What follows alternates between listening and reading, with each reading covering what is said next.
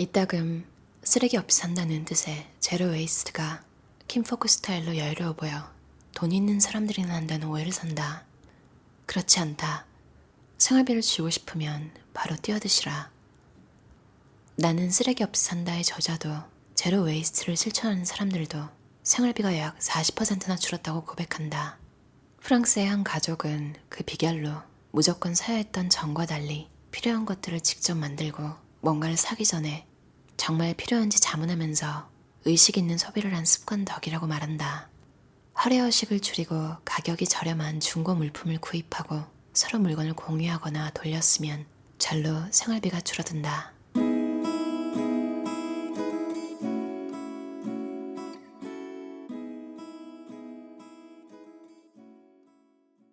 디올 옴무와 셀린의 수석 디자이너를 거친 에디 슬리머는 제품을 고급으로 만드는 시대는 끝이 났고 이제 남은 진정한 럭셔리는 사생활이라고 말했다.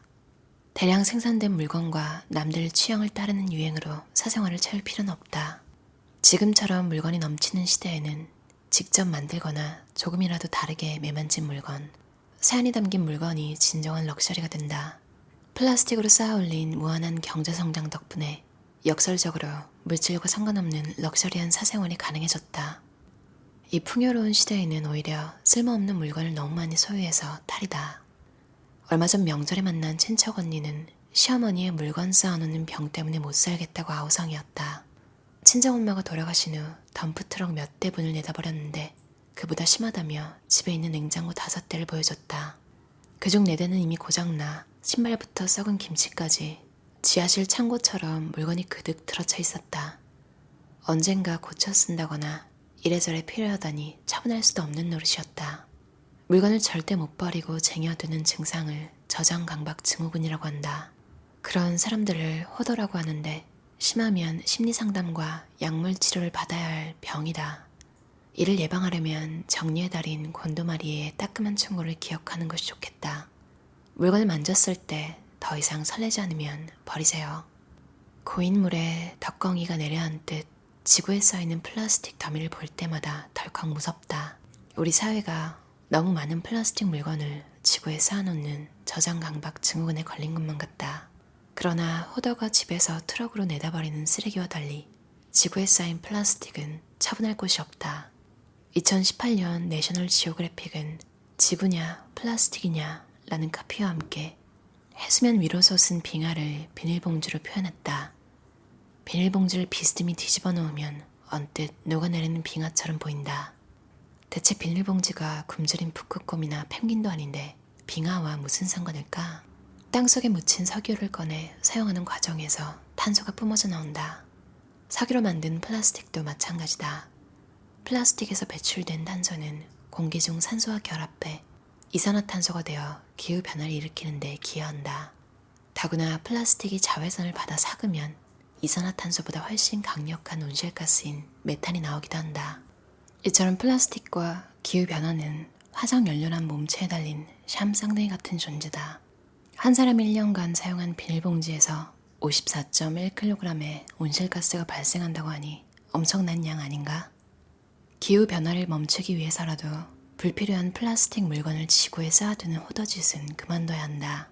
물건 다이어트는 물건으로 짓눌린 삶의 공간에 숨통을 터주고 기후변화를 막는 적극적 실천이다.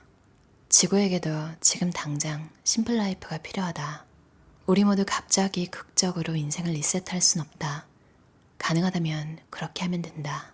하지만 나는 엄청난 온실가스를 배출하는 비행기를 꽤 자주 탄다. 죄책감에 쪼그라들지만 취미가 여행인지라 쉽게 포기가 안 된다. 소비를 줄이기가 잘 안 되면 미니멀리즘을 지향하는 맥시멀리스트라도 되고 소비할 땐 대한용품과 사회적 기업을 찾자. 처음 그어놓은 선을 변명 삼아 거기서 멈추지만 말자. 마음이 동해서 스스로 움직일 때까지 우선 할 수 있는 것만이라도 해보자. 인생이라는 건 본질적으로 선을 긋는 문제이고 선을 어디에 그을 것인지는 각자가 정해야 해. 다른 사람이 선을 대신 그어줄 순 없어. 다른 사람이 정해놓은 규칙을 지키는 것과 삶을 존중하는 건 같지 않아. 존 버거. 여기 우리 만나는 곳 중에서. 지구의 이번 생은 망한 걸까? 한 번 쓰고 버리는 것이 이토록 깨끗하고 멋지고 당연하게 여겨지다니. 이 막대먹은 편리함에 답이 없어 보인다. 지금 시대는 작심하고서 물건을 버리도록 고안된 세상 같다. 처음 일회용 종이컵이 나왔을 때만 해도 사람들은 차마 컵을 버리지 못하고 계속 사용했다. 지금은 상상이 안 가지만 당시 시민들은 쉽게 버리는 문화를 받아들이지 못했다. 난감해진 제조업체는 제발 한 번 쓰고 좀 버리세요 라는 일회용 개념을 우리 머리에 장착하기 위해 고군분투했다. 이 컵들은 짧게는 30년, 길게는 300년 동안 건재하다. 사라지지도 않는다. 대부분 재활용도 되지 않는다. 잘게 쪼개져 미세 플라스틱이 될 뿐이다. 우리가 가진 유일한 인생은 일상이다. 실존주의가 멋져 보여서 겉멋에 읽었던 카프카의 소설 한 구절을 기억한다. 우리의 일상은 플라스틱으로 그득그득 차있다. 중독 수준이다. 일단 플라스틱이 천연 소재를 대체하면 되돌리기 어렵다. 플라스틱을 한 번 쓰고 버리기엔 대가가 너무 크다. 그러니 일회용 플라스틱 따위는 줄여 사라지게 하는 수밖에 없다. 쓰레기 제로 생활을 적극 실천하는 사람들은 이구동성으로 생활비를 약 40% 줄이고도 삶의 질을 높였다고 말한다. 플라스틱 프리 생활은 플라스틱의 특징과 정반대 스타일로 일상을 풍요롭게 만든다. 나는 살 물건을 정한 후 자전거에 반찬통과 장바구니를 싣고 전통시장에 간다. 생선과 반찬 등 젖은 식품은 반찬통에, 나머지는 장바구니에 바로 담는다. 흙 묻은 당근과 양파 등은 따로 찬 주머니에 담는다. 집에 돌아와 양념이 묻고 비린내 나는 비닐봉지를 정리할 필요도 없다. 반찬통 그대로 냉장고에 쏙 집어넣으면 끝. 미리 계획하고 필요한 만큼만 사오니 음식물 쓰레기와 생활비가 줄었다. 일회용 플라스틱 반대는 서로의 삶에 말을 걸고 시간을 들이고 관계를 만들어가는 운동이다. 그저 쓰레기를 줄이는 데서 그치지 않고 삶의 속도를 늦춰 보통의 일상과 다른 사람의 안녕과 지구의 건강을 챙기는 여정이기도 하다.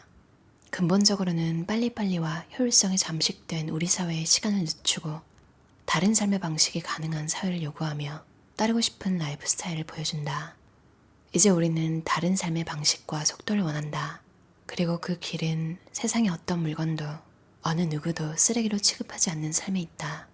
당신들은 자녀를 가장 사랑한다고 말하지만 기후변화에 적극적으로 대처하지 않는 모습으로 자녀들의 미래를 훔치고 있다. 그레타 툰베리는 따끔하게 질책한다. 당신들은 늙어서 죽겠지. 우리는 기후변화로 죽을 거야. 우리는 미세 플라스틱으로 죽을 거야. 나는 수많은 10대들이 SNS에 올린 피켓을 보고 울컥했다. 우리는 우리가 쓰고 버린 플라스틱에 응당 책임을 져야 한다. 재활용은 플라스틱 사용을 줄일 때만 의미를 갖는다. 저널리스트 존 티어니는 재활용품을 과잉의 죄악에 대한 속죄의 의례라고 표현했다. 분리배출을 잘했으니 어디선가 잘 쓰이고 있겠거니 하고 안심시켜주는 의례. 플라스틱을 재활용하면 된다는 생각은 기우제를 지냈으니 곧 비가 올 거라고 믿는 것과 같다. 세계에서 재활용률이 높은 나라들이 몰려있는 유럽조차도 플라스틱 재활용률이 고작 29.7%고 중국은 22.8%에 그친다. 미국에서는 사용한 플라스틱의 약 9.5%만 분리수거된다. 사실 플라스틱은 세상에서 가장 재활용하기 힘든 재질이다. 우리가 사용하는 플라스틱만 해도 약 70종이다.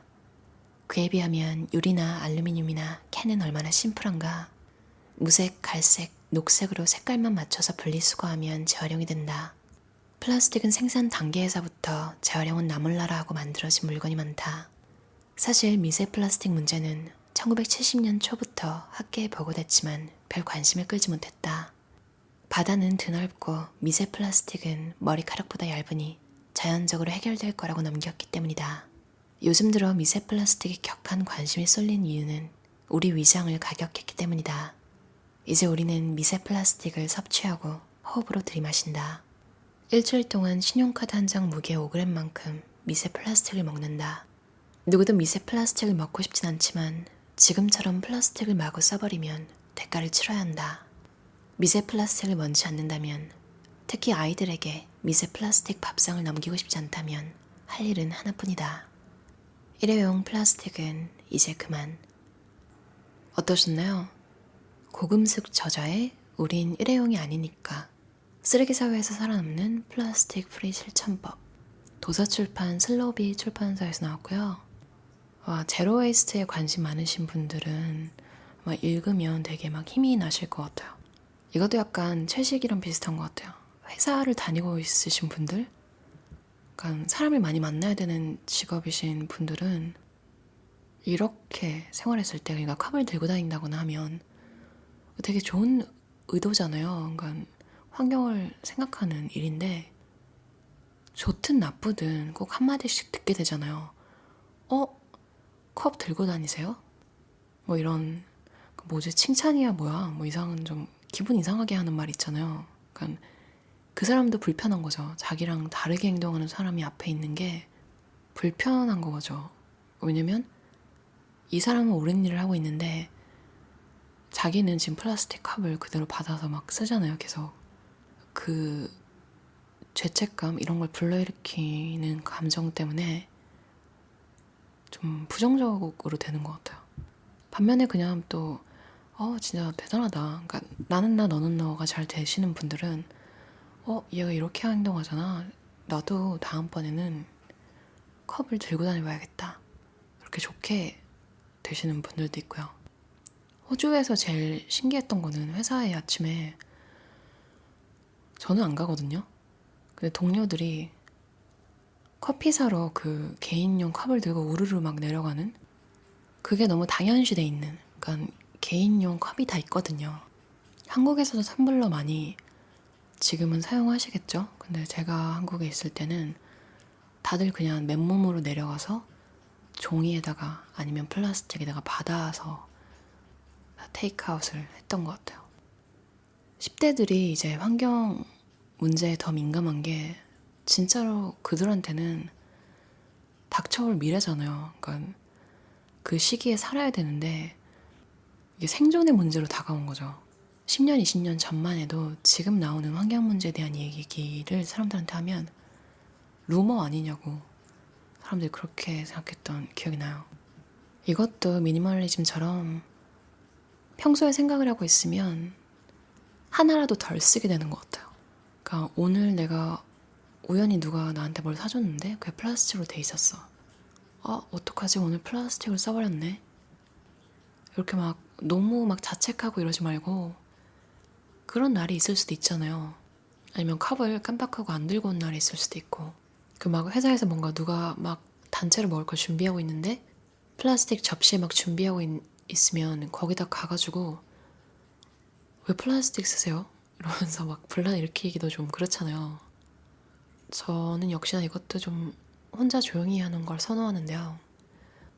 장바구니는 일단 환경도 아끼고 적은 돈이지만 일단 돈이 아껴지잖아요. 그 장바구니 값을 내야 해서. 여기는 한국은 어떤지 모르겠어요.